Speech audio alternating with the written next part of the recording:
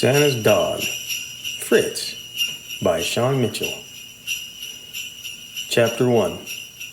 All through the house, not a creature was stirring, not even a mouse. Clement Clark Moore. You know Dasher and Dancer, Comet and Cupid, Donner and Blitzen, Prancer and Vixen. You might even know the one with the red nose, Rudolph. But I bet you don't know Fritz. No, he's not a reindeer. Fritz, the dog. Let me tell you about him. A long time ago. On Dasher, on Dancer. Rudolph, steer us clear of that storm cloud, shouted Santa in the wind. Prancer, I told you not to eat that candy cane back there, and now I can smell you back here. Santa shook his head and laughed out loud. Ho, ho, ho. The only bad thing about being in the sleigh, said Santa, the air between us. And then he laughed out loud again. Ho, ho, ho. Santa was making good time this year. It was just a few minutes after midnight, and he was already over the Rocky Mountains, heading up and out of Utah. He had a small break over the Salt Flats. Rudolph, you're on autopilot. I need to check the list and check it twice. As Santa was scrolling through his tablet, he thought he felt something kick the back of his seat. Maybe a candy cane, and he laughed to himself. And then, boom, there it went again. Santa turned round to look at the large bag of goodies back there, all quiet. And as he was turning around front, he caught a glimpse of it. Santa froze, his eyes darting around, not sure what to do or say or... Wait a minute, he said to himself. I am Santa Claus, and there's no dog that I'm afraid of or is afraid of me. He smiled and spun back around. Gotcha! But it wasn't there. Where the... Yikes! It was sitting right there in the passenger seat. Almost as big as a reindeer, eyes bulging, tongue waggling in the wind down the side of his all wrinkly face, and all that slobber. Clearly, this dog liked his head in the wind. Santa laughed, hope with it, and that was as far as he got before that slobbery tongue plastered itself to his face. Up and down. Would be great hair gel. Santa's beard was parted in the middle. One side was up and the other side was down.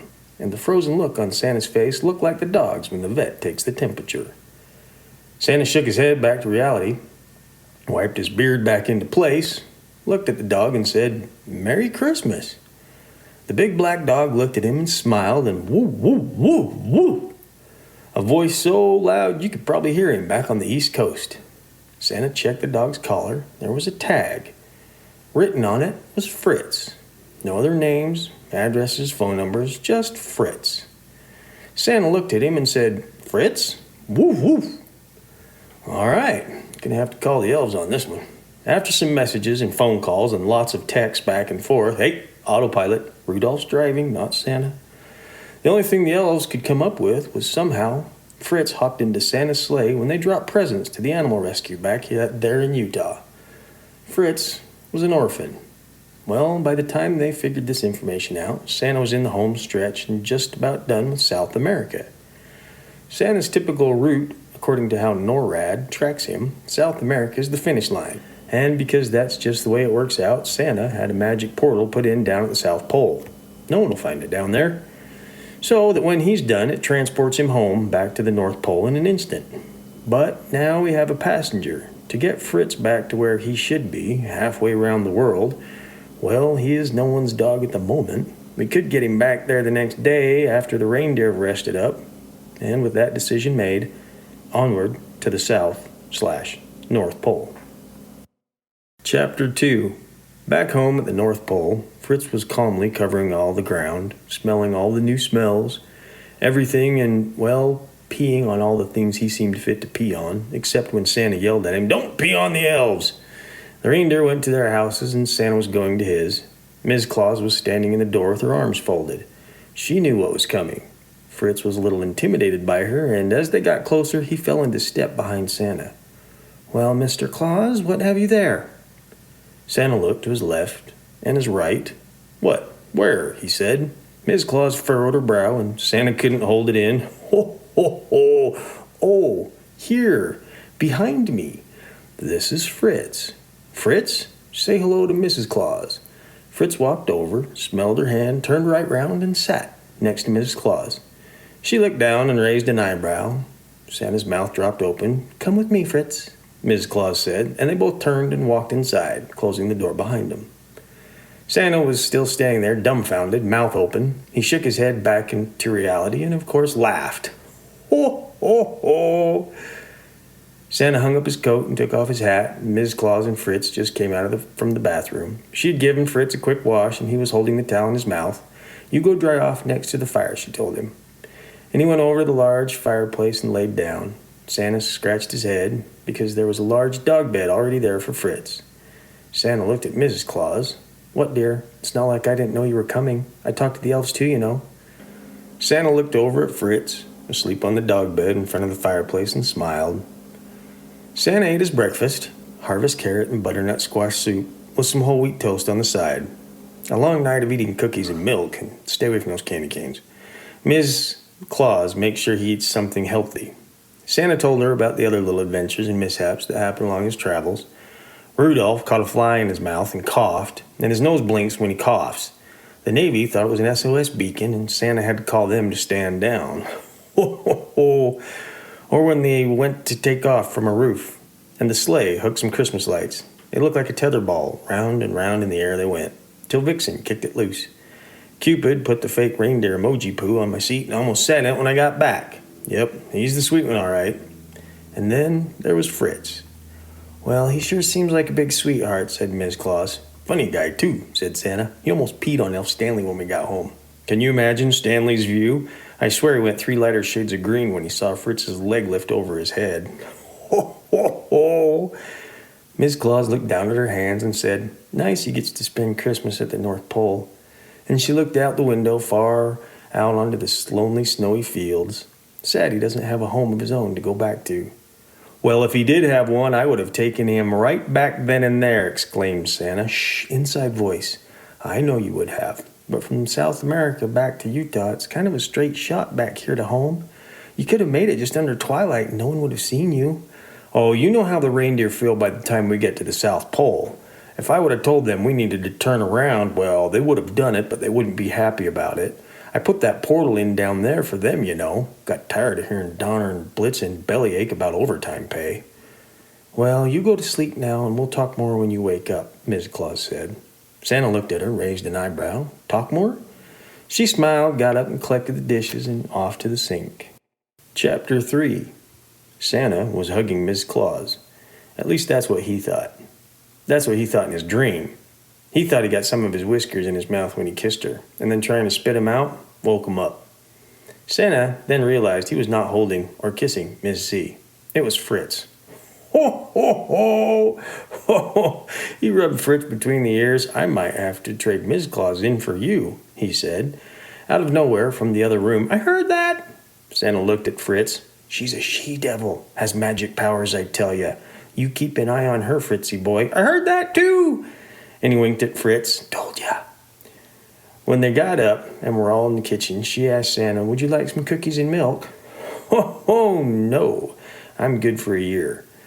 She served him his wheatgrass. Santa looked at the glass with a lackluster ew face. He looked at Fritz, who was destroying, I think, the leg bone of some large animal. "I'll have what he's having," said Santa. "Good mess. That's not Elf Stanley you're eating, is it, boy? You didn't go chew one of the legs off the reindeer, did you? Elf Steve, go check on the reindeer and make sure they have all their legs." Ho, ho, ho.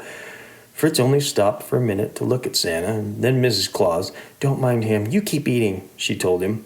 And Fritz chomped on. Santa looked from Fritz to Mrs. Claus. "He listens to you. That's gratitude. I'm the one that brought you home."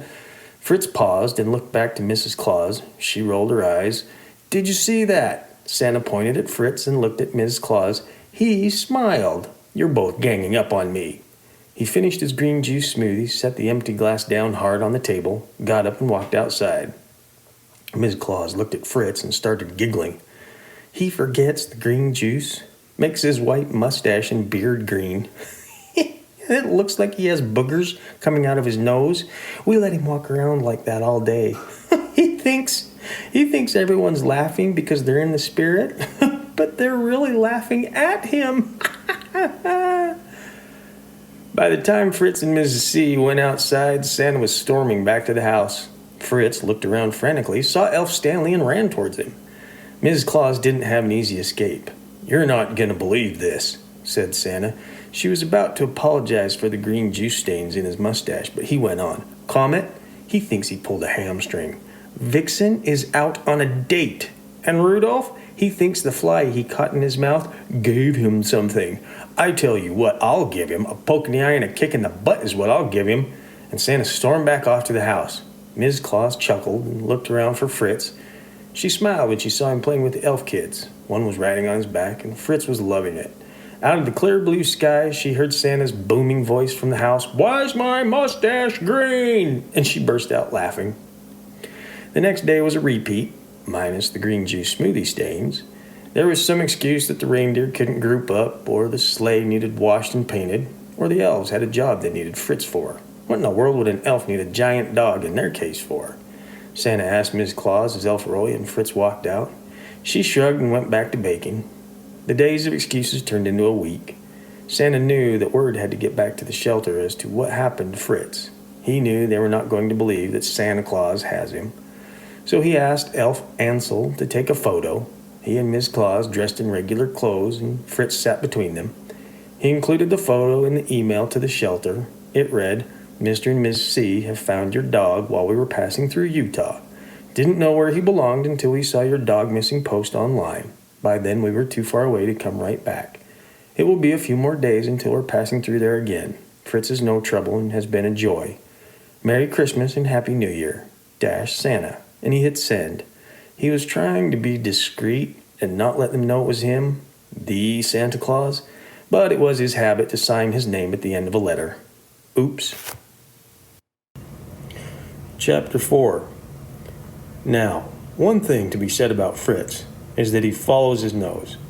He has great eyesight and his hearing is very good too. But more times than not, he loves to follow his nose. The elf kids loved to play hide and seek with Fritz, using doggy treats. One kid would have the treat, they would all touch it, and then run off in different directions to hide. But only one kid would hold on to the treat, and the objective was for Fritz to find that one kid. No matter where in the North Pole village they would try to hide, Fritz would always find the one. One time Elf Ray and Sue hid very close to each other next to the schnitzel stand to try and trick Fritz. But he knew which one of them was holding the treat. He did give Sue an extra lick after he found Ray, and they all ran off laughing. And off to the next game. The elf parents loved Fritz babysitting the kids. Protector, playmate, big, goofy, lovable, best babysitter ever.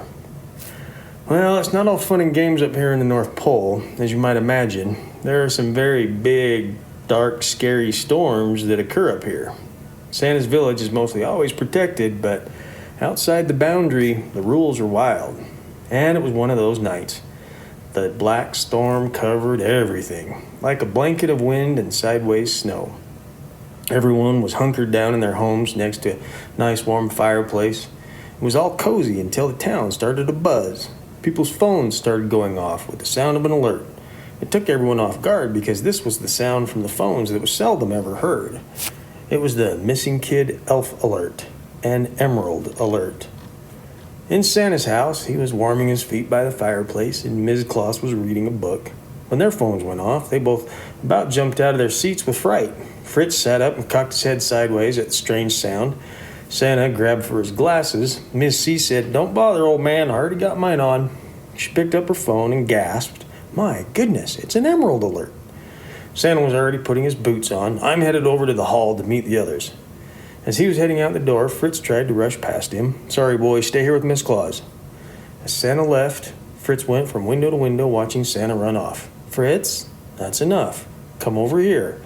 He stopped and looked toward the chair by the fire, but she wasn't in it. She was by the coat closet holding a sweater. She had on her big coat and hat. She knelt down and motioned him over. "Come here, boy. You're going to need this." And she slipped the sweater on to Fritz. She also had some booties to keep his feet warm. In the hall, Santa was at the podium. Elf Don was saying that he and the other boys went out past the village barrier, but the storm was too thick and they had to come back. Elf Lois was crying. Elf Rob was hugging his wife and said he didn't know why the kids went out so far from the village, but in this storm we need to find them, fast. As Santa was about to speak, he was interrupted, mid-word, by the door of the great hall opening up, and in blew the wind. as Ms. C and Fritz walked in. The hall went silent. Ms. C closed the door behind her, took off her hood and shook off the snow. Fritz sat by her side, looking intimidating. He was all business. Ms. C looked at him, patted his head, and gave him a loving smile. "It seems we have missing children," she spoke out. "Whose children?" Elf Julie blurted out, "Clay," and Elf Lois said, "John." Miss C looked at Fritz. His face was stern, and she asked him, "Do you know those elves?" His face then melted to his happy, lucky, everyday self, and she knew that was a yes. "Do you think you can find these boys?" And Fritz's face went back to the serious, all-business face, and she knew that meant definitely. "It's not going to be as easy as hide-and-seek in the village," she told him. Fritz shook his head. Didn't matter to him. He had fallen in love with the kids. If nothing else, he was their guardian, their babysitter, and no big blanket of dark winter storm would stop him. And then Santa spoke. "I don't think putting a dog that is not even ours at risk is a decision we should—" Ms. C raised her hand, and Santa stopped talking. "Not another word, Chris." His mouth hung open. When she said Chris, he knew better. Miss C and Fritz went out of the hall. All the elf families followed. The reindeer had gotten geared up. They wanted and knew they needed to help. The sleigh was ready. "Don, Lois, Rob, Julie, ride in the sleigh with us," said Santa. "Elf Radar and Hawkeye will monitor guidance from ground zero. Elf Edison, watch the phones." He held the reins. "Let's go, boys!" And they were gone in a blink. Chapter 5. Our agreement with the polar bears, we shouldn't have anything to worry about them. In fact, if we see one, they might tell us if they've seen John or Clay.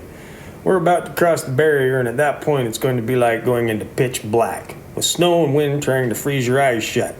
As long as we're in the sleigh or touching it, or if Rudolph's nose is on, we are protected. Miss C, anything from ground zero? "Radar says the drones picked up last known footprint, but no thermal signature, about 10 miles south of us," she said. "Rudolph, head us south," boomed Santa. And as the sleigh turned south, you could see the barrier. It was like a wall of midnight black on one side of them. It was heavy and scary. "Blitzen, take us down, low altitude. Prancer, reduce speed to normal. Cupid, prepare for crossover. Vixen, mark last known geotag." "Do you have to bark orders to them like that?" Santa snapped out of his captain's role and slowly looked at Ms. Claus. "It's their job," he said. "They all play a part of a team." Miss C looked forward. "I understand now where all the complaints come from," she said. "Complaining? Who's complaining?" he asked. "I'm not going to rat anyone out. I'm just thinking that after flying together for hundreds of years, you would think you would be above yelling," she replied. Santa raised his hand, fist clenched, mouth open, finger pointed, and was at a loss for words. Miss C, staring forward, then smiled and looked at him sideways, started to laugh. "No one's complaining, dear. Just giving the captain some reindeer crap. Someone needs to keep him in check," and she kissed him quickly on the cheek. "We'll find them. You're doing a great job." Santa smiled and sat a little taller in the seat. "You bark orders when you're stressed," she said. "I'm stressed too." And then Fritz barked. Santa looked at him, and then Mrs. C with raised eyebrows and half-kidding smile. "He must be stressed?" She smiled, was about to comment, but then Fritz barked. But it was like the bark that he did when Santa met him. Woof! It was like thunder. Even the reindeer misstepped like they hit turbulence. And then Fritz barked again. Woof! And again, woof! Santa pulled up on the reins. As they hovered mid-air, Fritz was looking over the sleigh. They all looked over to see what he was looking at, and you could barely make out in the snow tiny elf footprints. "Okay, this is it, everyone. Game face is on. Prepare for crossover," said Santa. And they went through it. You could feel the air become heavy, cold, and deep. It was like closing your eyes and looking at the inside of your eyelids, trying to focus on nothing. "Rudolph, light it up!" And inside that blackness, when Rudolph's nose shined so bright, it was like being on the inside of a red Christmas tree ornament. It gave them about a football field's view of visibility all around them. It was bright, but it wasn't like a flashlight or looking at the sun. It was just light all around them. Miss C said, "I will never get tired of that." Her and Santa let out a happy sigh. Then Santa started to chuckle. When it's on full power like this, and he farts, it gets a little brighter. Miss C slapped him on the arm and exclaimed, "You stop that!" Santa laughed to himself, and then, Fritz, He jumped out of the sleigh. "No!" Miss C yelled. "Veto! Down!" shouted Santa. From the official Santa reindeer playbook, that one is vertical takeoff and landing, and in this case, down means landing, now. Once on the snow, they jumped out to look for footprints, but the snow and wind had covered them up. There was no sign of Fritz. Oh, why couldn't he be a great wolf, a husky, something with more fur? I'm surprised he's not right here, frozen in the snow. "A snow dog, he isn't," exclaimed Santa with his hands in the air, looking around in disbelief. "We didn't land on him, did we?" asked Elf Rob. "Pull forward about 10 feet, boys," and the sleigh moved. Still no sign of Fritz. Miss C had gone to the edge of Rudolph's glow. It looked like she was staring out a window. "Fritz!" And she'd listen. "Fritz!" Nothing. She felt let down. Did she bring him out here to disappear into the North Pole? She started to panic and called up Ground Zero. "Radar, Hawkeye, can you see anything, hear anything?" Radar replied, "Sorry, ma'am. All we're seeing is the blackness. Hawkeye's not seeing anything on the thermal image." She heard Santa's voice on the radio. "Hawkeye, can you switch the spectrum from infrared to pick up heat signatures, to blue-violet to look for frost?" "Stand by, Chief," was his reply. Miss C was walking back to the group, and she bent over to pick something out of the snow. When she got back to the sleigh, she handed it over to Santa and asked what he could make of this. Santa opened his hand, and she placed a small round piece of coal in it. "No, it couldn't be," Santa said. "If this is what I think it is, and why it's here, probably explains why Fritz jumped over this spot, why the kids went past the barrier, and why we have this bad storm." Chapter 6. With a corncob pipe and a button nose and 2 eyes. "Radar, can you check on social media and see if you can triangulate the last known position of FTS?" "On it, boss," Miss C heard in her headphones. She looked across the sleigh at him in disbelief. "The FTS? Here? And you think that piece of coal is... Ew, no." She looked away, out into the distance. All 4 of the elves in the back were looking for an answer. Julie asked Santa, "What or who is FTS?" Santa looked at the 4. "Well, I think it's more of an it than a what or a whom. I'm not even 100% sure, but it is as much a part of winter magic as flying reindeer, or Rudolph's nose, or you elves, and even me and Mrs. C." "But is it dangerous?" asked Rob. "Unfortunately, it can be, but not malicious. Dangerous in the sense that it doesn't know what it is doing or has done. Dangerous in the sense like a child is innocent. Some comfort is that it always has the best intentions." Don looked out to where Miss C had walked. "I think we should start covering more ground. At least look for clues," he said. "We might find more pieces of coal," said Lois. "Ho, ho, ho!" They were all startled by Santa's laugh. Even Miss C spun around. "If we were to find more coal, there should only be one other one. And if it has lost that one too, then we're in for a really long night." Woof! A bark so loud you could feel it inside your body, like a big firework going off. Everyone yelled, "Fritz!" Miss C yelled, "Fritz! Here, boy! Over here! Fritz!" Woof! Woof! Don looked at Rob. "That is amazing. I don't think I've ever heard a dog bark like that before." Lois chuckled, "Because you've known many dogs? There aren't many up north here." Woof! It would almost shake the snow off the sleigh. "Here, Fritz!" yelled Miss C. "Here, boy!" She was happy and excited. "Come on, Fritz!" Santa yelled, "There he is!" And they all turned to look where Santa was pointing. But they didn't see him. What they saw was the silhouette of a large, round man, about the same size as Santa. And as it got closer and came into the red glow of the light, they saw the old FTS himself. Under her breath, in a bitter, "I can't believe it's you" tone, Miss C slurred the words aloud. "Frosty the Snowman." Her and Santa ran to meet him. I think this is yours," said Santa, holding the piece of coal in his outstretched hand. Frosty took the coal and placed it in his face where it belongs. His frown turned upside down. In a very lazy voice, "Hey, Santa." "Hi, Ms. Claus." Miss C blurted out, "Have you seen a dog?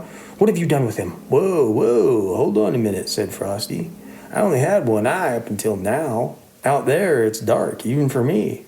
I was blending with the snow, and I realized I lost an eye. And while I was looking for it, these 2 elf kids came to help." "I knew it," butted in Miss C. "Shh, let him finish," said Santa. "Go on, Frosty." So the kids came to help me look for my other eye when there was the break in the storm. And then the storm, came in sooner than I expected. I guess me and the kids got distracted playing in the snow, and, well, time flies when you're having fun. "The kids, where are they?" shouted the elves. Frosty leaned to look behind Santa at the 4 elves. "Uh-oh, angry elf parents," he said to Santa. "They might be angry if anything bad has happened to the kids. Elves have tools and things that get hot and melt stuff really easy, Frosty." Okay." As the storm rolled in, I told them that they needed to get back home as fast as they can. I stayed out here to look for my eye, and they went back, or so I thought. That was when the last I heard, woof! "Hey, I know that sound," said Frosty. "How do you know it? Did you see him?" yelled Miss C into Frosty's face. Frosty looked past her at Santa. "Man, you need to turn her attitude down, little Santa." "No, Frosty, I might actually turn it up." "Did you see a big black dog in a sweater?" Frosty's face took on a puzzled look. "I thought I might have blended with the snow a little harder than before and was seeing things up here in the north. To see a dog out here, well, that's really unusual. And a talking snowman is too, wherever in the world," boomed Santa. "Dude, it was like a shadow, and it pointed me to the red Christmas tree ornament, and here I am with you guys." "Hey, Santa, this is Radar. How copy?" "Loud and clear. Go." "So the FTS last known position looks like he was in Antarctica 3 days ago. Some penguins took some photos of him with the walruses on a glacier, some private party. Typical happy-go-lucky FTS stuff." "Okay, thank you. Santa, over." From the glove box in the sleigh, Santa pulled both the hand warmer packets out and started them. He walked over in between Frosty and Ms. C glaring at him. He put his arm around Frosty. Frosty smiled at him. "I don't think she likes me very much," he said to Santa in a whisper. "Walk with me," said Santa. "Man, I think I pulled a muscle. I have this burning feeling back here in my shoulder. Ow!" Santa pushed the hand warmer harder into Frosty's shoulder. "Hey, man, what is that?" cried Frosty. "Listen, Frosty, old pal, you were in Antarctica recently. I know you can surf pretty fast on the storms. That is what you live for anyways," said Santa. "Yeah, man, riding the snow forever and ow!" "Frosty, focused." As Santa let up on the hand warmer, "How'd you get up here so quick, Frosty?" Frosty recalled to him seeing Santa flying the other night, or week, or maybe it was a month ago. He couldn't remember exactly when. And then he saw him going to the mountain and not come up. "I thought you crashed, man." And I said, "Whoa, no way. I better go help." So when I surfed up there, you were nowhere. And I was like, "Whoa, Santa magic." And then I was like, "I wonder." And I took a step forward and poof, here I am up north, which is really cool because I heard about this awesome storm. But I was bummed because there would be no way I could get here for it. But then here I am. But then I lost my eye when I landed and I was like, "Oh no, hot hand warmer, hot, hot, hot." "Got it," said Santa. "Thanks. Your concern for me got you here by accident." "Santa? I think Rudolph's nose is getting dimmer." Chapter 7. There must have been some magic in that old scarf. The day that FTS was born, "Happy birthday," he says, was when the magic top hat went onto his head. But something that most people don't know is that the scarf that was wrapped around his neck got some magic powers of its own. Maybe it was from the hat, maybe it already had them, and it was a combination of the two. Whatever that special winter magic was, Rudolph's nose was running out of it. It was glowing dimmer and dimmer. Rudolph told Santa after Christmas night it must have been the fly he caught in his mouth gave him something, and he was now losing power, so to speak. "Can we charge him back up somehow?" asked Don. "Supposedly, he is the magic, and only him charges him back up," scoffed Santa. "Fritz, come here, boy," yelled Ms. C. "John," yelled the elves. "Clay," yelled the elves. "This is an awesome storm. Totally powerful snow," said Frosty. And the glow of Rudolph was down to about 20-foot radius around the sleigh. "Chris, I don't think Fritz is going to make it out there in this long." Santa looked at everyone's faces. He knew that if Rudolph burned out, they would have to pile into the sleigh and head for home. 10 feet now was Rudolph's glow, smaller and smaller. "Everyone, into the sleigh!" yelled Santa. They all piled in. "Everyone but you, Frosty. You can weather the storm." "Oh, yeah, right. That's what I'm here for. And I got my eye back." "Dude, surf's up. But hey, Santa, when the light goes out and you're in the sleigh, I won't be able to talk to you." Santa replied, "That's okay, Frosty. No loss there," said Miss C under her breath. "Surf's up, buddy." Rudolph's glow was about 2 feet now. "Oh, Santa, hey, when you find your dog, I would like my scarf back. I threw it at the scary shadow I saw earlier." And like an elevator door closing, Frosty was gone. That was it. The storm was around them now. They could only see black, snowing hard, flying sideways, left, up, down, right, back again. The wind, Elf Rob, thought he saw teeth in the wind. Miss C started to cry. The elves started to cry. The reindeer started to cry. Santa was at a loss. "Santa, to ground zero. You read me? Rudolph's nose has gone out and I'm going to need you to guide us back in." "No, we haven't found him yet." Santa turned around to say sorry to the elves, and there on the floor in the back, he saw a bag of candy canes. "Rudolph, candy canes!" yelled out Santa. "You 4 elves, spread out across the reindeer to make a chain to supply Rudolph with candy canes." The confused looks on everyone's faces was saying that Santa had gone crazy. "Woof! Oh my gosh! Fritz!" yelled Miss C. Santa looked at the elves. "Please, do what I ask." "Woof!" "That was close," Miss C excitedly exclaimed to Santa, grabbing his arm. And then there was a woof that was so big it actually, literally, cracked the storm. You could see the stars and the northern lights, and Frosty losing the wave and wiping out falling. "There, boys, fly for that break," yelled Santa. And as the reindeer took off and started to get altitude just barely on the wind, you heard a whisper of a fart. "Perp!" Then a little flutter of red light. Higher up and faster they went for the break, and then fart, like the sound of a foghorn on a ship, and Rudolph's nose lit the place up. "Ho, ho, ho!" Santa looked at Miss C in a knowing, "See, I told you so." "Fart on, Rudolph!" yelled Miss C. The crack in the storm had begun to fill back in. They heard another woof, but it was not loud enough to crack the sky. "Hawkeye, this is Santa. You read me?" "Gotcha, boss. What can I do?" "Did you switch the spectrum to blue like I asked?" "Good. Use the FLIR, forward-looking infrared cam, on the front of the sleigh. Overlay that image now with the thermal, and the only thing you should be able to see is black." "Roger that, Chief. I got nothing but black." "Okay, turn the contrast on your screen down almost all the way, and you might have to turn the brightness up. What you're looking for is something moving or the shapes of things. They should look gray." "Boss, I see it. I see the outlines of Fritz and the kids. It looks like they tried to shelter there in the cracks on the glaciers." "Radar, key the location into the sleigh." "Santa, I don't see anything moving though." "Down, boys, right alongside of radar's location. We good on candy canes for a minute?" "Yes," replied the elves. Before the sleigh even came to full stop, everyone was out and running. All the reindeer watching, brushing the snow away.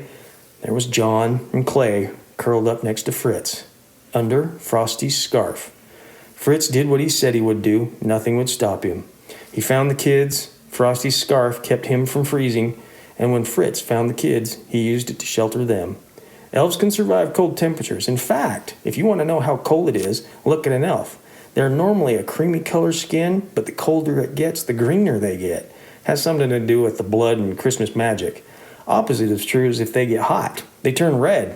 And there was John and Clay, red-skinned. Frosty's scarf in combination with John and Clay kept Fritz from freezing. He was cold and tired and wanted a nice warm fireplace now. When Miss C grabbed his mushy face and he lazily opened his eyes, you could tell he smiled. You could tell he was saying, "Told you so." Miss C kissed him and kissed him more. "Can you get up?" Fritz got up like he was tired, stretched a long stretch, and was the first one into the sleigh. Miss C was hugging the elf kids and the parents, and Rudolph was still farting. Santa was smiling. Everyone in the sleigh boomed, and they all flew back to the North Pole village. When they got home, Fritz got some bone broth and warm food, curled up on his huge dog bed in front of the fireplace. Santa and Miss C sitting in their chairs, all just like it was before the Emerald Alert.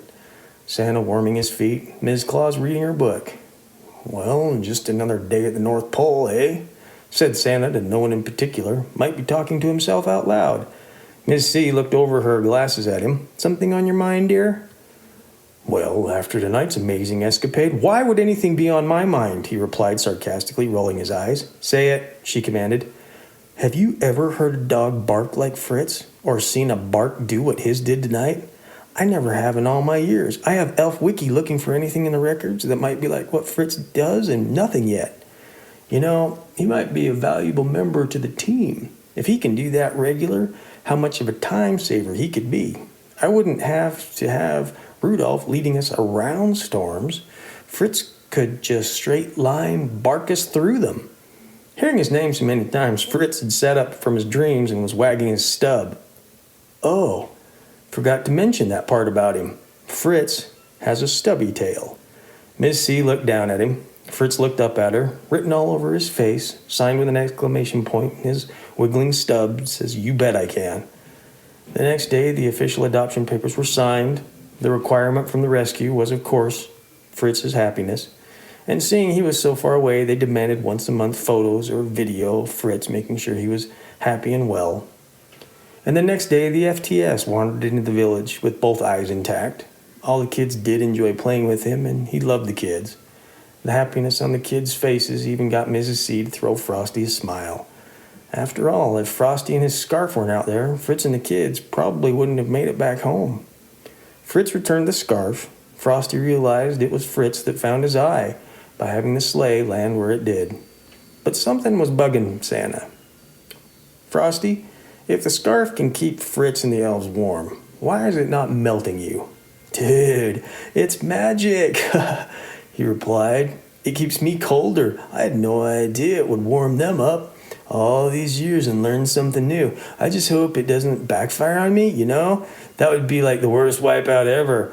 By the way, did you see the storm cracked open the other night? Dude, that was like the biggest wipeout ever. But if this scarf goes haywire, that could be the worst. Whoa, you know? Ho, ho, ho, laughed Santa, and the elf kids all ran around. Snowball fights, Frosty, and then sledding. They cheered, and off they went, Fritz bouncing and ready for play.